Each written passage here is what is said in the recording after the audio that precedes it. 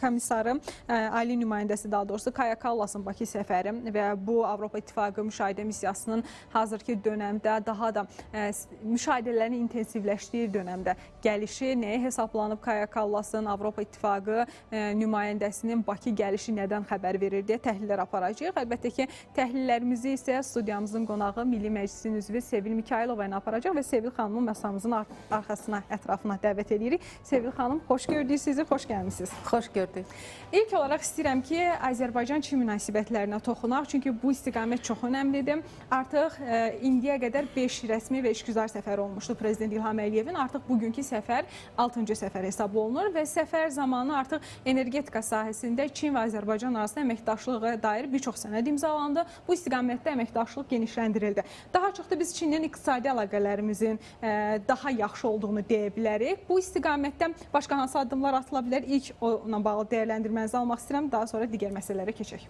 Bəli, biz Azərbaycan və Çin arasındakı münasibətlərin xüsusən son illərdə dinamika aldığını, inkişaf etdiyini söyləyirik və qarşılıqlı səfərlərin olması, eyni zamanda biz həm hökumət səviyyəsində, həm parlament səviyyəsində, eyni zamanda humanitar sahədə də bir sıra addımların atılmasını görürük ki, bunlar təbii ki, müsbət qarşılanmalıdır və düşünürük ki, məhz Çin kimi nəhəng iqtisadiyyatla Azərbaycanın qarşılıqlı əlaqələr qurmasında da bir fayda var və artan dinamika həm ticari dövriyyədə, həm investisiyaların həcmində artan dinamika onu deməyə əsas verir ki, biz doğru yoldayıq və mən onu xüsusi olaraq qeyd etmək istəyirəm ki, Çin hər zaman özünün həm siyasi tərəfdaşlarını, eyni zamanda iqtisadi tərəfdaşlarını seçməkdə çox dürüst və belə deyək, sərbəst olubdur və heç zaman səhvlərə yol verməməyə çalışıbdır. Çünki Çin bildiyiniz kimi Avrasiyanın kifayət qədər aparıcı qüvvəsidir deyə bilərik ki, amma eyni zamanda o qlobal bir gücdür. Çünki dünyanın aparıcı iqtisadiyyatıdır və ara sıra Çin və Birləşmiş Ştatlar arasında yaranan narazılıqlar, Çinə qarşı olan təpkilərin artmasını məhz onun artan gücünə olan münasibətdən əlbəttə ki, irəliyə gəlir. Və biz tarix boyu Çinin inkişafına baxsaq, niyə görə Çin, biz onun nəhəng iqtisadiyyatını çevrildiyinin şahidi olduq. Çin hər zaman kəşflər ölkəsi olubdur. Çin resurs ölkəsidir. Çinin əhalisi kifayət qədər, belə deyək, işgüzar bir əhalidir və bu potensialdan Çində çox düzgün də istifadə edə biliblər və nəticə də göz qarşısındadır. Azərbaycanla Çin arasındakı münasibətlər, diplomatik münasibətlərimiz aprelin 2-də 1992-ci ildə, yəni Azərbaycan müstəqilliyini bərpa etdikdən sonra başlamışdı. Amma dinamik inkişaf isə biz söyləməliyik ki, xüsusən 2012-ci ildən sonra qarşılıqlı dediyimiz kimi səfərlərin başlanması müxtəlif, belə deyək, hakimiyyət cinahları arasında və nəticələrin olması ilə bağlıdır. Və cənab prezidentin Çinə son səfəri artıq, belə deyək, dünən başlayıbdır, amma biz nəticələri görürük ki, burada energetika sahəsində bir sıra mühüm sənədlər imzalanıdır və bu sənədlər birbaşa olaraq yaşıl iqtisadiyyatın dirçəldilməsinə, onun inkişaf etdirilməsinə və Çin investisiyaları məhz bu sektora cəlb olunmasına yönəlib ki, biz düşünürük ki, bunun özünün də mahiyyət etibarilə həm müasir çağırışlara cavab verməsi, amma eyni zamanda innovativ yanaşmaların Çin tərəfindən Azərbaycanda tətbiq olunması deməkdir ki, yəni gördüyünüz kimi bu ənənəvi sahələr var, əməkdaşlıq sahələri, biz ticari dövriyyəni qeyd etdik, investisiyaların ümumən həcminin artmasını, istehsal sənayesini qeyd etdik, amma yaşıl energetika sahəsində Azərbaycan və Çin arasındakı bu cür əməkdaşlığın yaranması, xüsusən bu COP29 sonraki bir qərarın da olması, düşünürəm ki, bu tamamilə yeni bir səhifədir. Strateji əməkdaşlıq istiqamətində də bir qədər danışaq istəyirik. Doğru vurğulayırıq ki, daha çox iqtisadi və energetika sahəsində, ümumi götürsə iqtisadi sahədə əməkdaşlıq daha genişdir və indiyə qədər də bu istiqamətdə bir çox addımlar atılıb, amma strateji tərəfdaşlıq da bizim üçün önəmlidir. Bəs bu görüşdə bu istiqamətdə hansı önəmli addımlar atıla bilər? Bilirsinizmi, biz siyasi və iqtisadi münasibətlərimizi xüsusi olaraq qabardırıq, önə çəkirik, amma mən düşünürəm ki, bütün siyasi və iqtisadi gedişlərin altında bir humanitar bazı zəmin olmalıdır ki, onları uğurla irəliyə aparmaq mümkün olsun. Bu, təbii ki, ictimaiyyətlər arasındakı münasibətlər, xalqlar arasındakı təmaslar, eyni zamanda cəmiyyətlərin də biri-birinə yaxından tanıması anlamına gəlir. Bu mənada, məsələn, Azərbaycan və Çin arasında turizm sahəsində son illərdə müşahidə etdiyimiz yüksəliş, canlanma xüsusi olaraq diqqət cəlb edir. Bu deməkdir ki, Azərbaycan üçün Çin maraqlıdır mədəniyyət baxımından, tarix baxımından. Eyni zamanda Çinlilər üçün də Azərbaycan məhz söylədiyimiz o parametrlərə görə maraqlı gəlir. Eyni zamanda biz universitetlər arası münasibətləri də qeyd etməliyik ki, bu çox vacibdir. Və mən burada Çin Universitetində Azərbaycan Dil Fakültəsinin yaradılmasını, eyni zamanda Azərbaycanlı gənclərin Çində Çin dilini öyrənmək üçün cəlb olunmasını, Azərbaycanda Çin mədəniyyətinə olan marağın yüksəlişi, bütün bunlar təbii ki, nəticə etibarilə bizim digər platformalarda da təmaslarımızı təbii ki, gücləndirəcək və burada mən Şanxay Əməkdaşlıq Təşkilatında olan əməkdaşlığımızı qeyd etmək istəyirəm. Biz 2015-ci ildə Şanxay Əməkdaşlıq Təşkilatına dialoq üzrə tərəfdaş ölkə kimi qəbul olunduq. Yəni, orada o təşkilatda belə bir statuslu dövlətlər var ki, Azərbaycanda onlardan biri oldu. Və 2015-ci ildən sonra kifayət qədər sıx təmaslar həyata keçirildi və 2019-cu ildə xüsusilə bir strateji tərəfdaşlıq haqqında bəyannamənin imzalanmasının Astana şəhərində qeyd etməliyik ki, bu özü də münasibətlərimizə yeni bir ruh gətirdi və biz artıq sektorlar üzrə yəni əməkdaşlığımızı müəyyənləşdirmiş olduq. Yəni söylədiyimiz kimi Çin böyük iqtisadiyyatdır və bu potensialdan istifadə etmək, Çin investisiyalarını Azərbaycana cəlb etmək təbii ki, Azərbaycanın özünün də gələcəkdə iqtisadiyyatını çox güclü bir təkan vermiş olacaqdır. Amma mən eyni zamanda söyləmək istəyirəm ki, bugün Azərbaycanın Çin üçün artan əhəmiyyəti, əlbəttə ki, biz bunu da vurğulamalıyıq. Xüsusilə Azərbaycanın bir kəmər, bir yol layihəsində iştirakçılığı və cənab prezidentin öz müsahibəsində də bunu qeyd etdi və xüsusi olaraq vurğuladı ki, bugün Azərbaycan Çindən sonra bu layihəyə investisiyalar yatıran ikinci dövlətdir. Bu balaca bir göstərici deyil. Əgər biz həmin kəmərin hansı ölkələrdən keçdiyini və onun coğrafiyasına fikir versək, çox asanlıqla görə bilərik ki, yəni belə deyək, yaxın və uzaq şərqə əhatə edəcək bu yol, bu çox ambisiyoz bir layihədir əslində Çin tərəfindən irəliyə sürülən və mən bu məqamda qeyd etmək istəyirəm ki, Çin bu layihəni təkcə iqtisadi layihə kimi irəliyə sürməyib də, bunun siyasi mahiyyəti də var ki, burada ancaq dost ölkələri dəvət ediblər və etimad göstərdikləri ölkələri dəvət ediblər. Həm Şanxay Əməkdaşlıq Təşkilatı, onun potensialının düzgün olaraq qlobal iqtisadiyyata inteqrasiyası məsələsi burada ön plana çıxır. Amma eyni zamanda Çin özü üçün daha etibarlı təchizat kəmərlərinin, nəqliyyat qovşağını yaratmağı hədəfləyir ki, burada bəli, biz tarixi İpək yolunun da təbii ki, olmasını önə çəkməliyik. Amma düşünürəm ki, məhz nəqliyyat qovşağına Azərbaycanın dəvət olunması və Azərbaycanın burada ikinci yəni həcm etibarilə maliyyə yatırımlarına görə investor kimi çıxış etməsi də Azərbaycanın Avrasiya materikində artıq belə deyək, iqtisadi hədəf ölkələrdən birinə çevirir. Eyni zamanda söyləmək lazımdır ki, biz işğaldan azad olunmuş ərazilərin əslində dünya iqtisadiyyatına inteqrasiyası məsələsində də burada çox irəliyə getmiş olacaq. Çünki Səngəzur dəhlizinin açılması ilə 42 kilometr, amma bu orta dəhlizin bir hissəsi kimi çıxış edəcəkdir. Amma eyni zamanda Böyük İpək yolunun da bir hissəsinə çevrilmiş olacaqdır ki, bu özü özlüyündə Azərbaycanın rolunu daha da artıracaq. Bu baş verən qlobal kataklizmlər, biz bunu dəfələrlə qeyd etmişik ki, dünyanın təchizat damarlarını tamamilə sıradan çıxarıbdır.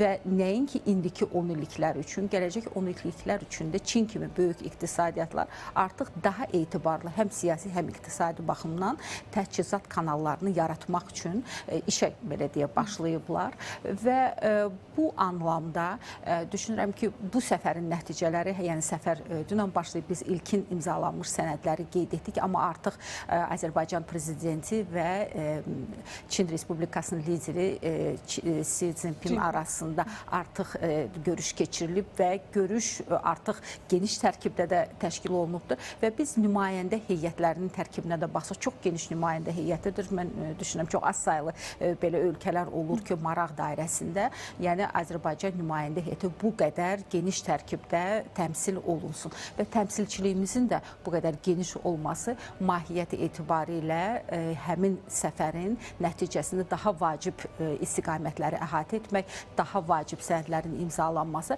əlbəttə ki, yenə də biz deyirik nəticənin olması və nəticənin prediktiv olması, yəni sadəcə olaraq biz bu səfərdən iki tərəfli münasibətlərimizin daha da yaxşılaşdırılması yox, əməli işlərin olduğuna əminik.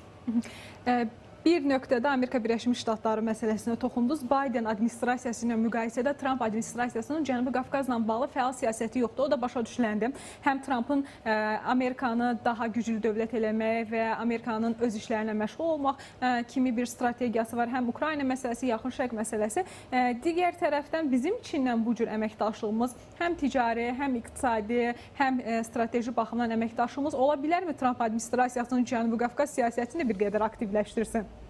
Bilirsiniz, siyasət müəyyən belə deyək, konfigurasiyalar daxilində dəyişməyə meyillidir. Yəni biz söyləyə bilmərik ki, Trump administrasiyası Cənubi Qafqazla bağlı təkdərəfli, ya belə deyək ki, hamar bir siyasət irəliyə sürəcəkdir. Təbii ki, biz əməkdaşlıq elementinin daha çox üstünlük təşkil etdiyinə əminik, inanırıq və ümid edirik ki, Trump administrasiyası Biden'ın etdiyi səhvləri təkrarlamayacaqdır. Ən azı, yəni Trump hakimiyyətə gəldikdən sonra və bir sıra bəyanatlarla çıxış etdikdən sonra bizdə belə bir əminlik formalaşıb və bu təcrübəmiz də var. Yəni bundan əvvəlki Trump administrasiyası 4 il müddətində Azərbaycanla kifayət qədər belə deyək, məhsuldar bir işbirliyi qurmağa nail olmuşdu. Yəni biz bu münasibətləri üst səviyyəyə qaldırdıq, amma onu indirmədik. Yəni Biden'la müqayisə aparsaq, Biden administrasiyası ilə müqayisə. Sırf əgər Çin-Azərbaycan münasibətləri və Azərbaycan Birləşmiş Ştatlar münasibətləri kəsişməsində hansı belə deyək, yeniliklər ola bilər? Təbii ki, Amerikanın özünün də oturuşmuş bir siyasəti var, xüsusən onun Çinlə bağlı bilirsiniz ki, çox yenə də söyləmək lazımdır ki, yüzliklərlə bəlkə formalaşmış bir siyasi vizyonu var və bu siyasi vizyonun müəyyən konturlarını qorumağa çalışacaqdır. Yəni biz bunu əlbəttə ki, istisna etmirik. Amma düşünürük ki, ümumən Azərbaycan dövlətinin çox vektorlu siyasəti və öz xarici siyasətinə kifayət qədər korrekt addımlar atması nəticə etibarilə, yəni Trump administrasiyasını ən azı çox da hiddətləndirməyəcək. Belə deyək ki, hansısa bir radikal addımlara getmiş olsun. Ayrıca da götürdükdə, yəni Azərbaycanla Çin arasındakı münasibətlər söylədiyimiz kimi kifayət qədər dinamik inkişaf edibdir. Biz sadəcə olaraq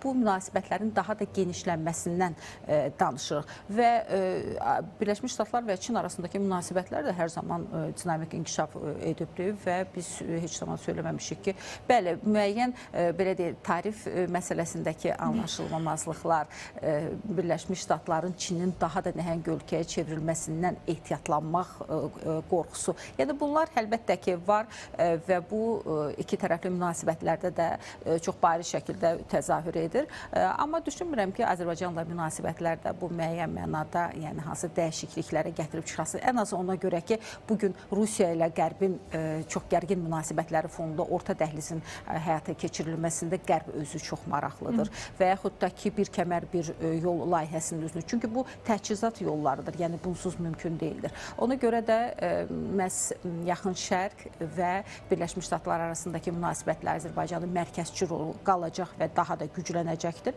Eyni zamanda mən bu məsələni qeyd etmək istəyirəm ki, Birləşmiş Ştatlar xüsusilə də Avropa Birliyinin Mərkəzi Asiyaya olan maraqları da göz qarşısındadır və Mərkəzi Asiyaya gedən yol isə birbaşa olaraq Azərbaycandan keçir. Yəni bu məsələdə də düşünürəm ki, Qərbin siyasi institutları kifayət qədər yəni məlumatlıdırlar.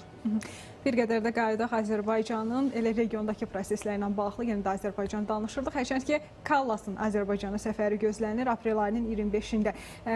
Kallasın səfəri bir qədər önəmlidir. Ona görə önəmlidir ki, həm sülh sazişinin mətni hazırdır, artıq qəbul edilib, sadəcə sazişin imzalanması ilə bağlı Azərbaycanın tələbləri hələ ki Ermənistan tərəfindən yerinə yetirilmir. Bütün bunların baş verdiyi dönəmdə, həmçinin Avropa İttifaqı müşahidə missiyasının fəallaşdığı dönəmdə daha çox Böyük Britaniya, Fransa səfirlərinin səfərləri şərti sərhəddə və Kallas çantasında nələrlə gəlir sizcə?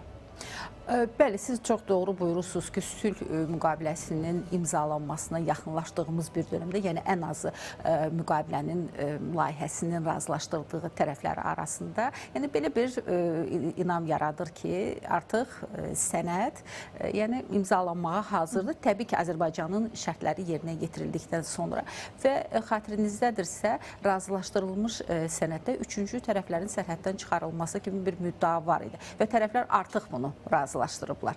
Eyni zamanda bir şərt olaraq, yəni biz müddalar daxil olunmuş sənəddən danışırıq, amma şərtlər isə artıq müqavilədən kənar irəliyə sürülmüş, amma imzalanması üçün əsas belə deyək, belə faktor kimi çıxış edən məqamlar idi və bunlar məhz Minsk qrupunun buraxılması rəsmi şəkildə, eyni zamanda biz ikinci də referendum məsələsini qeyd etmişdik. Yəni müddalardan biri artıq yerinə yetirdi və tərəflər razılaşıblar ki, Avropa Birliyinin missiyası sərhəddən çıxmalıdır. Yəni bu birbaşa olaraq onlara aiddir. Görünür ki, Avropa Birliyində bununla bağlı bir belə deyək, təəssüf də deməzdim, həyəcan var və onlar missiyanın sərhəddən çıxarılmasını istəmirlər. Yəni son zamanlar ara-sıra daha tez-tez sərhədə gəlmək, daha tez-tez dövlət sərhədində müşahidələr aparmaq, hətta burada müəyyən notlar vermək, bəyanatlarla çıxış etmək, bunlar hamısı əhəmiyyətini qaldırmaqdır missiyanın və onun lazımlılığını tərəflərə bir daha göstərməkdən. Azərbaycan tərəfinin mövqeyi bununla bağlı aydındır. Amma region ölkələrə, xüsusən də Rusiya son zamanlar, yəni Mariya Zaxarovanın da brifinqdəki son açıqlamalarında missiyanın lazım olmaması ilə bağlı da yəni açıq bəyanatlar səsləndirildi. Yəni buna qədər də bu bəyanatlar var idi. Yəni burada Kallas yeni bir belə deyək, üsuluna mı gələcək? Yeni üsul biz söyləməliyik ki, Avropa Birliyinin ümumən imici korlanır. Yəni Cənubi Qafqazla bundan sonra hansı çərçivələrdə əməkdaşlıq edəcəklər? Bu Avropa Birliyi üçün çox vacib məsələdir. Çünki Avropa Birliyinin aparıcı ölkəsi olan Makronun apardığı dağıdıcı siyasət Cənubi Qafqazla bağlı. Nəticədə yəni bu ölkələrlə həm Gürcüstan, həm Azərbaycan, həm də ki Ermənistanla münasibətlərini yəni çox xaotik şəkildə müxtəlif istiqamətlərə yönləndirib ki, Avropa Birliyi artıq bura bir səhman gətirməlidir. Və Kaja Kallasın yəqin ki, birinci deməli Avropa Birliyinin Cənubi Qafqazdakı bu və ya digər şəkildə iştirakçılığını qoruyub saxlamaqdır. Çünki Gürcüstanda onun artıq demokratik institutlarının da çıxarılması var idi. Azərbaycan müstəqil siyasət irəliyə sürür və biz bu təsirləri vaxtında neytrallaşdırmışıq və davam edirik neytrallaşdırmaqda. Ermənistanda isə bu təzyiq vasitələrinin ən güclüsü missiya idi. Missiyanın da çıxmasından sonra, yəni Avropa Birliyi üçün çox maraqlıdır ki, bundan sonra təzyiq vasitələri nə olacaq?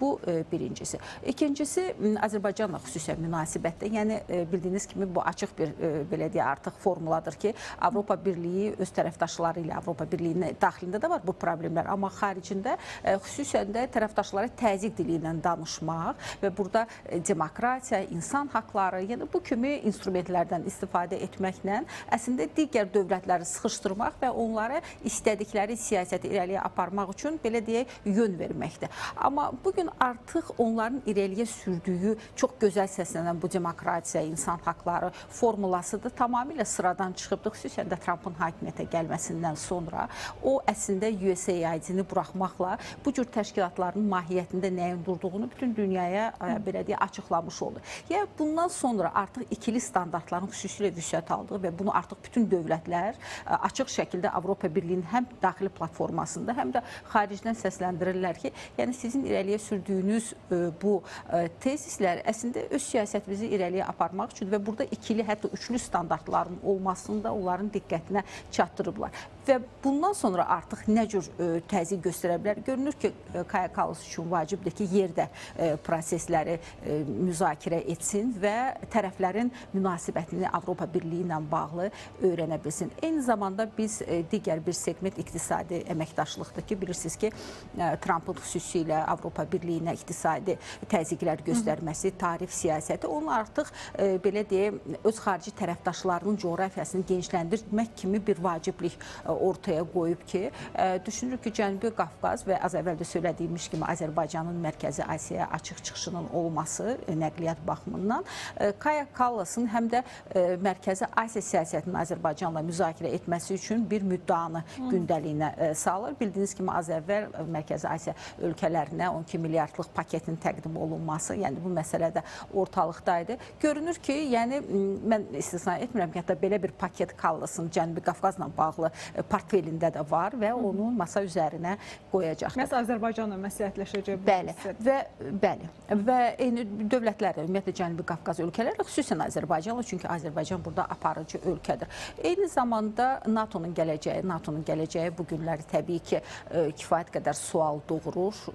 Yəni, mən demirəm ki, NATO buraxılacaqdır, amma xüsusilə maliyyələşmə baxımından bilirsiniz ki, NATO-nun bugün Birləşmiş Ştatlar tərəfindən Avropa Birliyi ölkələrinə təzyiqləri artır və Avropa Birliyinin iqtisadiyyatında da tənəzzülün olması ilə bağlı, xüsusən beynəlxalq maliyyə təsisatları tərəfindən istəyir Dünya Bankı olsun, istəyir Beynəlxalq Valyuta Fondu olsun, onlar tərəfindən də çökmələrin olması ilə bağlı proqnozların ortaya qoyulması nəticə etibarilə, yəni biz Rusiya ilə münasibətlərin korlanması, eyni zamanda Birləşmiş Ştatlarla da bu tarif siyasətindən sonra mümkün ola biləcək ssenarilərə baxsaq, Avropa Birliyinin iqtisadiyyatını kifayət qədər müəmmalı bir gələcək gözləyir, söyləyə bilərik. Yəni, əgər bugün düzgün qərarlar qəbul olunmasa. Ona görə də düşünürəm ki, bu məsələdə həm enerji memorandumunun gələcəyi, xüsusən Avropanın enerji təchizatındakı diversifikasiya məsələsi də Kallasın düşünürəm ki, gündəliyinə daxil olan məsələlərdən biridir. Amma ən mühüm olan digər məsələ isə mən düşünürəm ki, məhz parlament segmentinin də burada müzakirə olmasına ehtiyac olacaqdır. Bildiyiniz kimi, Avropa parlamenti ilə Azərbaycan arasındakı münasibətlər kifayət qədər soyuq dönəmini yaşayır və mən parlament üzvü olaraq bildirmək istəyirəm ki, bu səfərlər sıfıra enibdir, bu təmaslar sıfıra enibdir və belə bir şəraitdə, yəni parlamentlər arası münasibətlər eyni zamanda cəmiyyətlər arası münasibətləri etibar edir. Çünki parlament xalqın səsi demokratik bir təsisat olduğu üçün, yəni bu təmaslar hər zaman önəmli sayılmışdır. Amma Avropa parlamentinin destruktiv Azərbaycana təzyiq dili danışmaq, xüsusən də burada biz yenə də Avropa Birliyinin özünün komissarlığı tərəfindən görünür ki, belə bir istək də var idi və bu münasibətlərin korlanmasından sonra düşünürük ki, bu özü də soyuqluq yaradan bir məqamdır və düşünürüm bu segment üzərində də Kallas müəyyən müzakirələr aparacaqdır və hətta Avropa Şurası ilə bağlı məsələnin də qaldırılmasını istisna etmirəm. Çox sağ olun Sevil xanım. Təşəkkür edirik dəvətimizi qəbul edib gəldiniz. Önəmli dəyərləndirmələriniz üçün minnətdarıq. Dəvətiniz üçün çox sağ olun. Çox sağ olun. Qeyd edək ki, bölgənin proseslərini təhlil eləyirdik. Əlxüsusda Prezident İlham Əliyevin Çinə səfər çərçivəsində hansı istiqamətdə əməkdaşlığın genişləndirilməsi üçün addımlar atıla bilər? Bir qədər də Kaja Kallasın gözlənilən Bakı səfərini təhlil etdik. Əlbəttə ki, qarşıdakı 3 saat ərzində də müzakirələrimiz davam edəcək. İndi isə saatın tamamına az qalıb və ən önəmli xəbərlər hansılardır? Röya bizə bunlarla bağlı məlumatları verəcək. Artıq studiyamızdadır. Röya, salam, xoş gördük.